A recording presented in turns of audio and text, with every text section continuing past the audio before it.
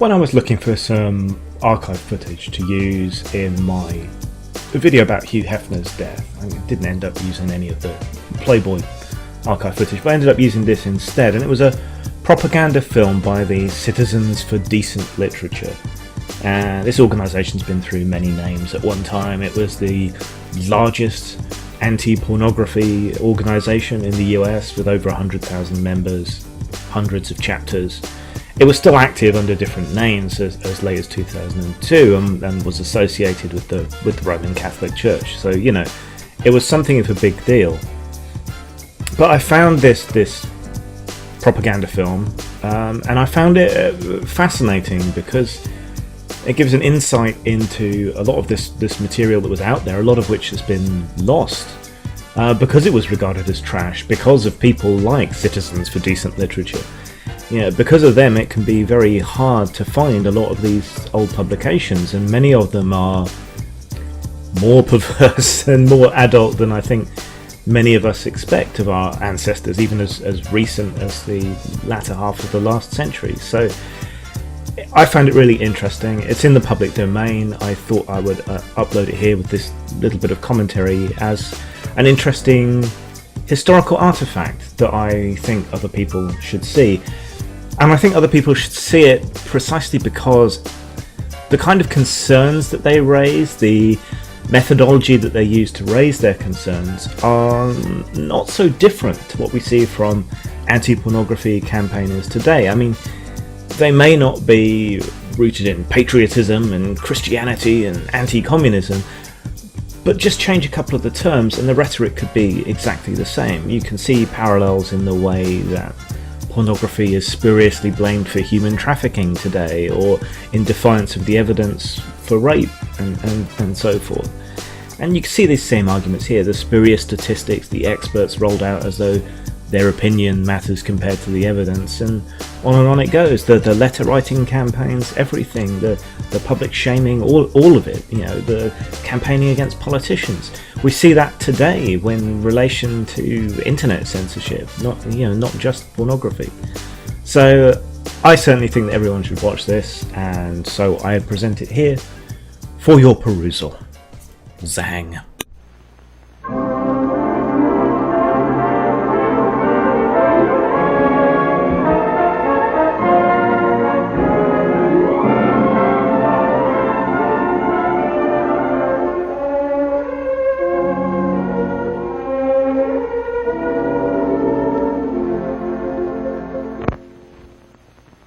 Hello there, I'm George Putnam. I'd like to begin with a fact, a simple yet shocking fact. It is this: a flood tide of filth is engulfing our country in the form of newsstand obscenity and is threatening to pervert an entire generation of our American children. We know that once a person is perverted, it is practically impossible for that person to adjust to normal attitudes in regard to sex. Yet much of this material has been described as an illustrated, detailed course in perversion, abnormal sex, crime, and violence. It is also a fact that no matter who buys this material, 75 to 90% of it ends up in the hands of our children. Now, you might ask yourself, why this sudden concern? Pornography and sex deviation have always been with mankind. This is true. But now, consider another fact. Never in the history of the world have the merchants of obscenity, the teachers of unnatural sex acts, had available to them the modern facilities for disseminating this filth. High-speed presses, rapid transportation, mass distribution, all have combined to put the vilest obscenity within reach of every man, woman, and child in the country. In the past few years, this obscenity traffic and salacious newsstand literature have become increasingly worse, not only in content, but in volume. This traffic continues to increase and flourish for one reason. It is big business, profitable business, for the mercenary persons who produce it, and for its more than 800 distributors. The United States Supreme Court has described it as dirt for dirt's sake. We describe it as dirt for money's sake. Obscene literature is a $2 billion a year business. That's $2 billion.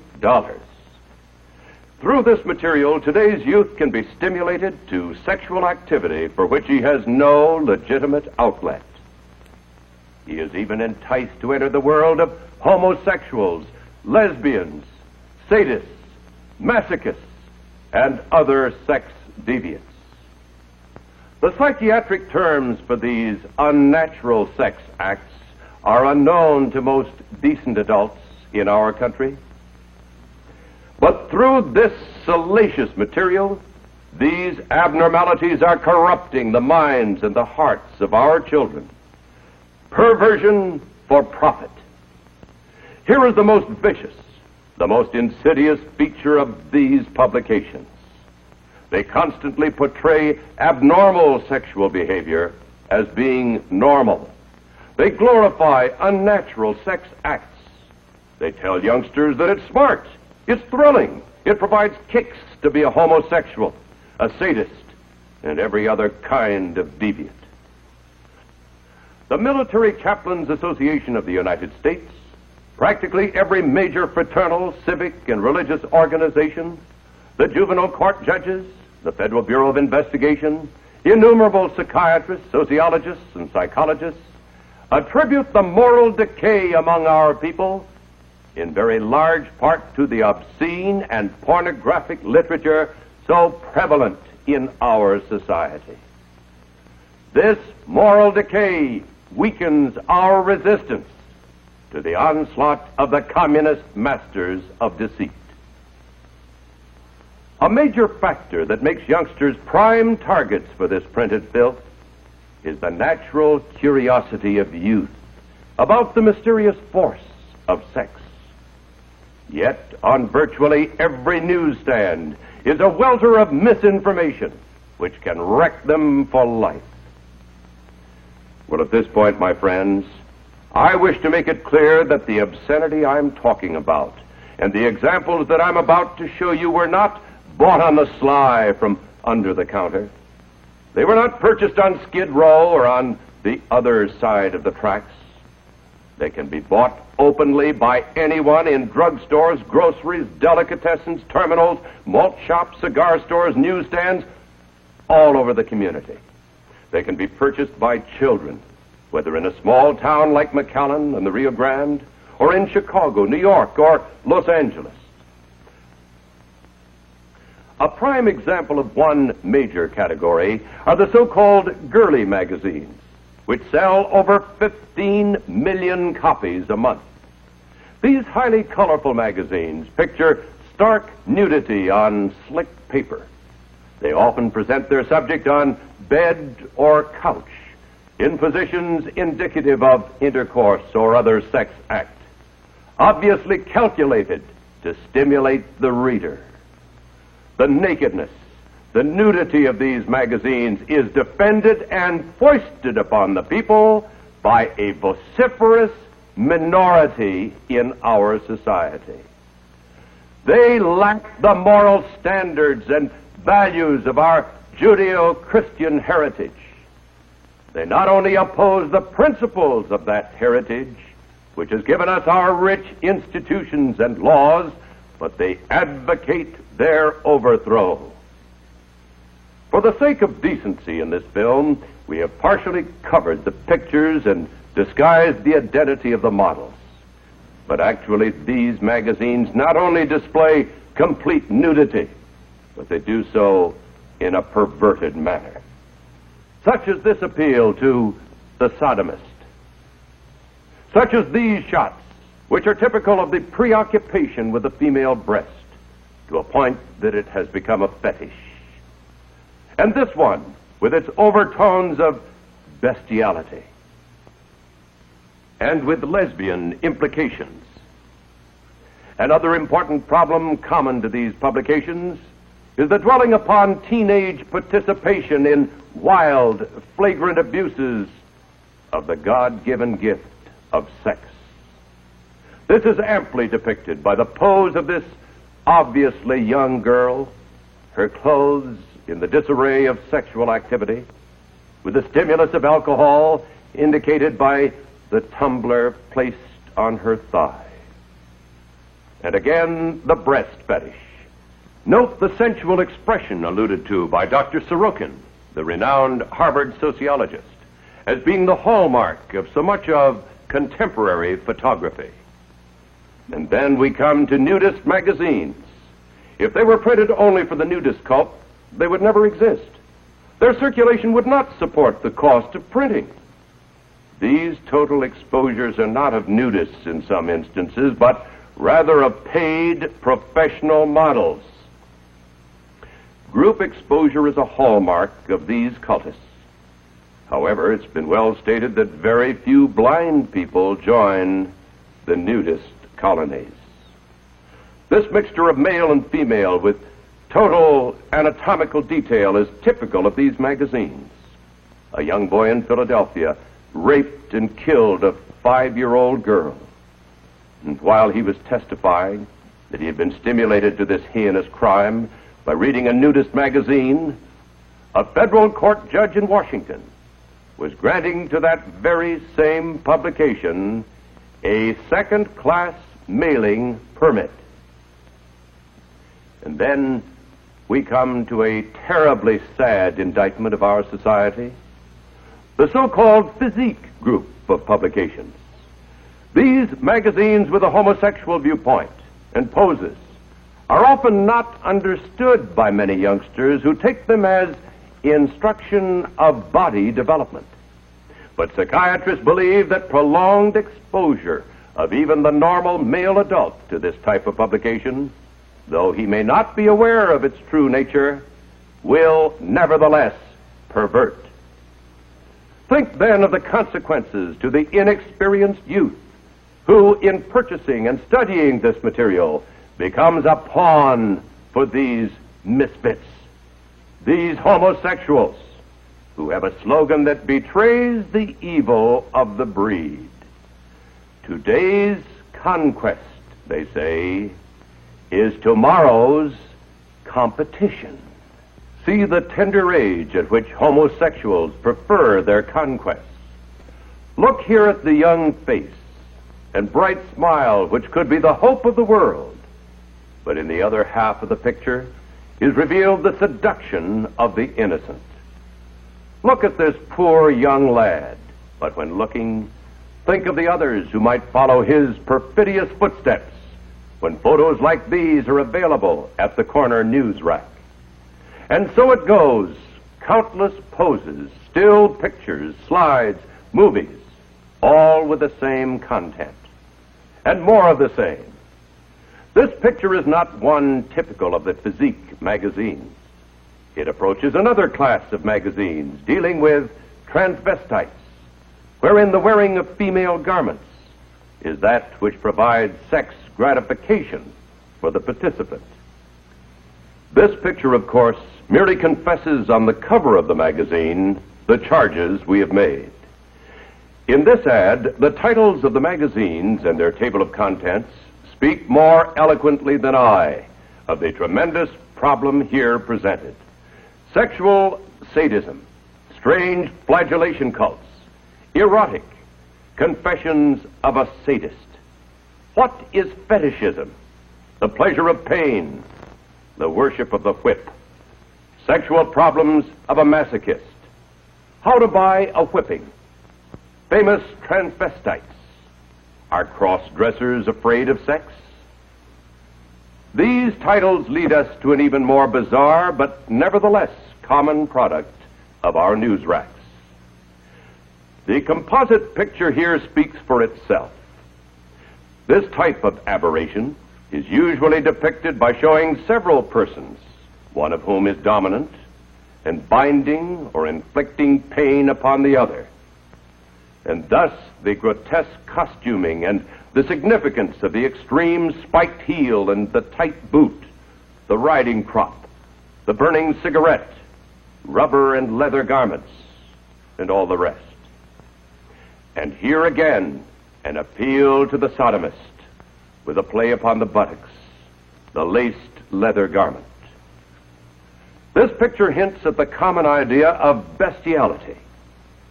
Dr. Sorokin, the renowned sociologist at Harvard, says that today the newsstands, quote, depict the world as a sort of human zoo inhabited by raped, mutilated, and murdered females, and by he-males outmatching in bestiality cavemen and outlusting the lustiest of animals.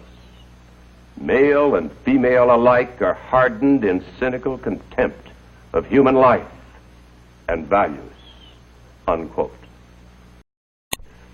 The degradation of these people is so complete, as shown here, that their sex satisfaction and climax come only in being tortured themselves, of inflicting torture on others.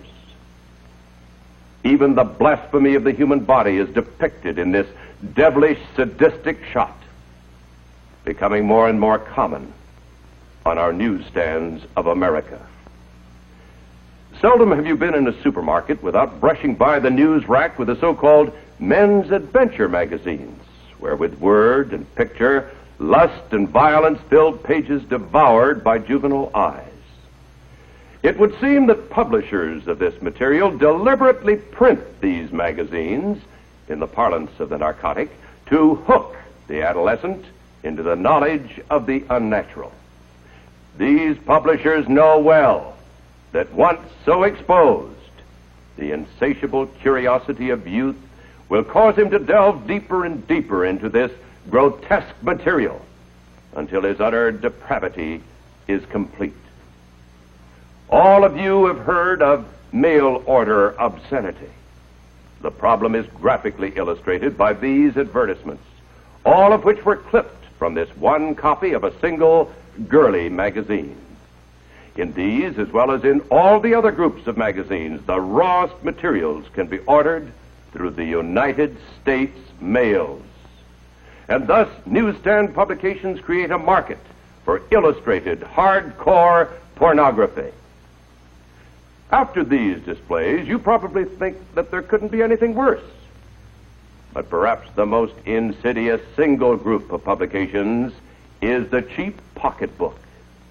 In page after page of these so-called novels, sex organs, positions of intercourse, abnormal sex practices of every kind are described with intimate physical detail. Nothing is left to the imagination. An invitation even is extended to the reader to come join the fun.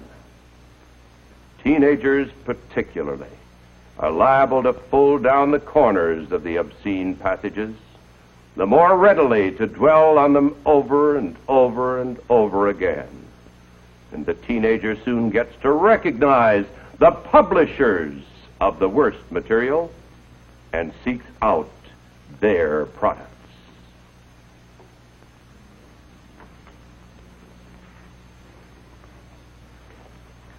This is a book typical of many.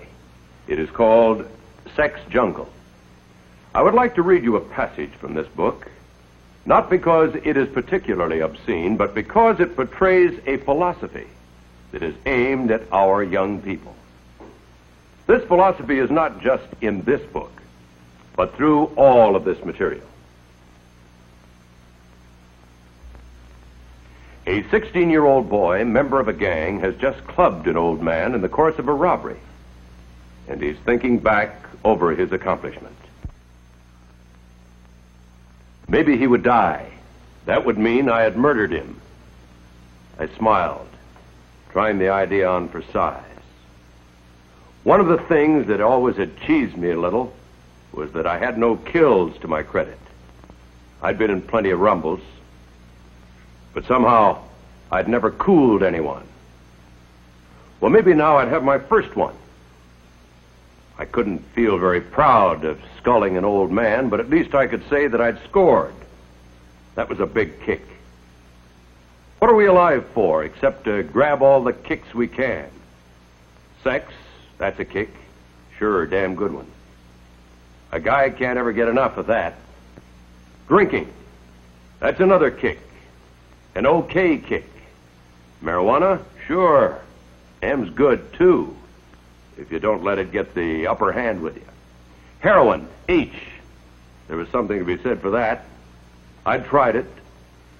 But horse isn't such a good kick because it takes more than it gives. And before long, you use it and you don't get any kick. There were others. Rape. That was a kick that I'd tried a couple times. It makes you feel real big to grab a girl, rip her clothes off, and take her.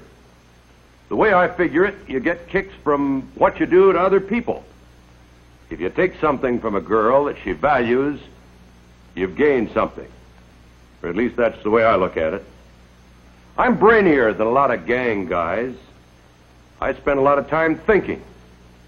Maybe I should have been a professor. And the way I thought it out, taking a girl's cherry's a hell of a gratifying thing. And so is murder. That was one kick I hadn't experienced yet. Taking life, that's living big. Only I wasn't happy about doing it this long, drawn-out way. An old man slowly dying. There wasn't much kick in that. But sticking a knife into a guy, twisting upward, that must be something. End of quote.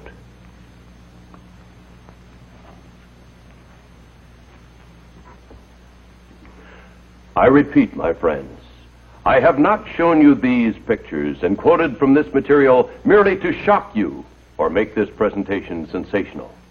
It is only to show what is openly available on your newsstands. And think of this.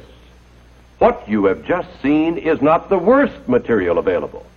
And yet, even this required editing to make it suitable to be shown in this film. The vast majority of this material is too obscene to show or to quote to you. Well, certainly other factors are contributing to the moral decay that concerns so many decent people today. But isn't it reasonable to presume that material such as you've just seen is one of the major factors? And it is important to realize that even if you knew that your own children would never, under any conditions, buy or read this material, if you knew this, and you can't know this, you must realize that they are constantly exposed to those who do read this material and who might be triggered into compulsive acts of sex violence. As I said before, the most insidious feature of these publications is that they glorify crime and ridicule law and authority. Vice is presented as fun. This warped idea of fun has contributed to the fact that 1 out of every 20 children born in the United States last year was illegitimate. The rate of illegitimacy has been steadily climbing. And the care of these children costs taxpayers $1 billion a year in government aid. This does not take into account the human misery or suffering that cannot be measured in dollars and cents. What these publications promote as fun has helped to increase the spread of venereal disease in this country. Reported syphilis has increased more than 300% in the last 5 years. The incidence of gonorrhea has been steadily rising. One segment of the increase occurs among the expanding homosexual population. But even more startling is the fact that the greatest increase in venereal disease is among children 10 to 18 years of age. The increasing crime rate also parallels the increase in obscenity. A vicious crime of violence, murder, forcible rape, or assault to kill is being committed every 3 minutes. The total cost of crime in human waste, misery, tax, and material loss is beyond calculation. Sex-mad magazines are helping to create criminals faster than we can build jails to house them. This $2 billion a year racket is challenging every mother and father in this country and everyone interested in the welfare of our children.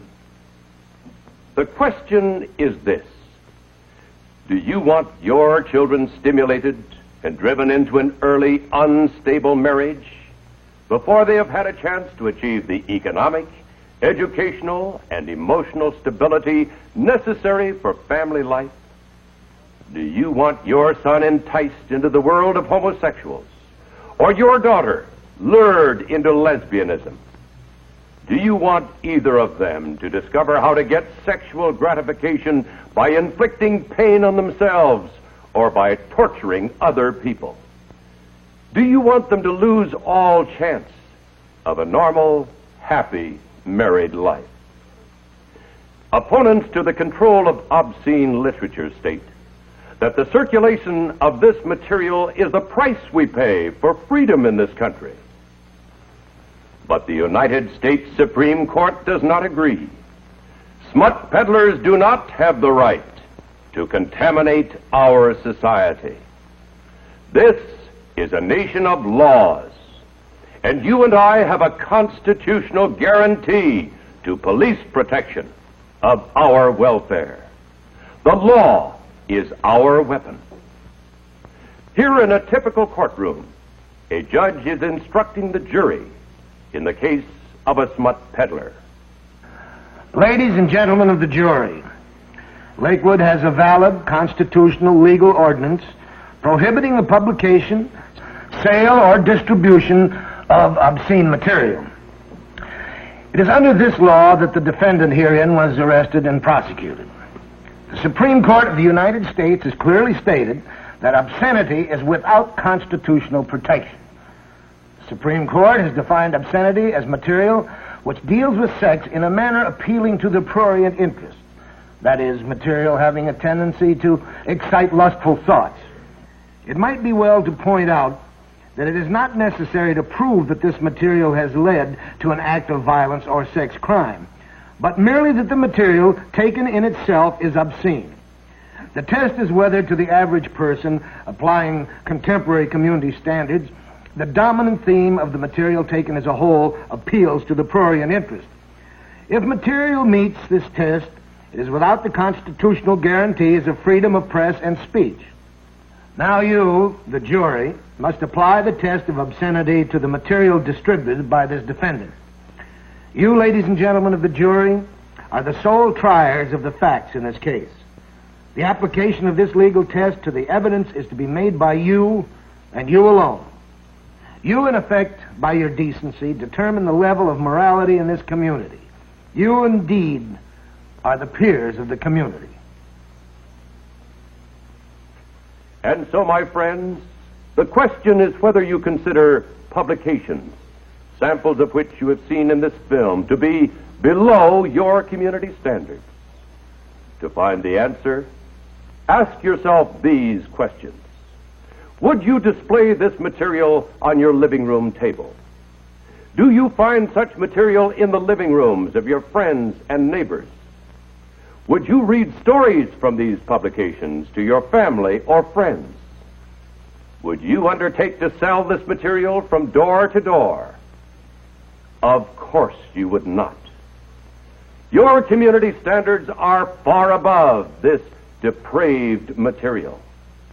Now, what can you do to solve the problem? You've seen the nature of the problem. You've heard the legal solution. But what can you as an individual in your own community do? First, start with your own home. Check your own reading and the reading matter coming into your home for your entire family. Remember, children can be contaminated by magazines brought into the home by adults. Second, promote good reading. Encourage children to use the library. Good books and magazines will help build positive values that are a protection against obscenity. Third, check neighborhood outlets that display pocketbooks and magazines, grocery stores, newsstands, malt shops, everywhere from the corner drugstore to the barber shop. And if you find obscenity for sale, call it to the attention of the owner. Remember, trading in stores that sell salacious material supports the obscenity racketeers. Fourth, report objectionable material to the police. Every arrest and prosecution, every conviction is a step in the education of the public to the solution of the problem. Remember, the law is your weapon. Fifth, write letters of commendation to police, prosecutors, other public officials, and to the newspapers whenever they take action against obscenity. Such letters and other direct contacts inform the public officials how high your community standards are. Sixth, form a committee for decent literature within your fraternal, civic, or religious organization. This committee will keep your own organization informed and active against this plague of filth. Form a Citizens for Decent Literature group in your community. Such a community organization will awaken people to the problem. It will provide speakers and other means to educate the public and arouse public opinion which will support the police and prosecutors so that prompt, vigorous enforcement of the law can be expected. Information and advice on the organization of a Citizens for Decent Literature unit can be obtained by writing to CDL, Box 12, Cincinnati, Ohio. So you can see from what I have told you and shown you today that a moral decay is spreading through our country and our society. This same type of rot and decay caused 16 of the 19 major civilizations to vanish from the earth. Magnificent Egypt, classical Greece, imperial Rome all crumbled away, not because of the strength of the aggressor, but because of moral decay from within. But we are in a unique position to cure our own ills. Our Constitution was written by men who put their trust in God and founded a government based on His laws. These laws are on our side. We have a constitutional guarantee of protection against obscenity.